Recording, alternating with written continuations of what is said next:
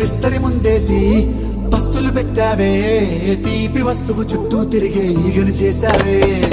చీచీ చేసి కేలేని మొగుడు గారండాయ్, గుయ్ గుయ్ గుయ్ గుయ్ అంటూ మీదికి రాకుండా గంపెడి పిల్లలతో ఇంటిని నింపావే, సాపాదిండు సంసారాన్ని మేడెక్కించావే.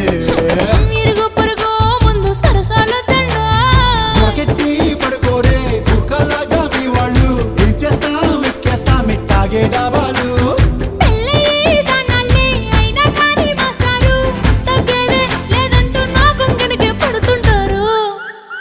హే గోదారి గట్టు మీద రామసలకావే,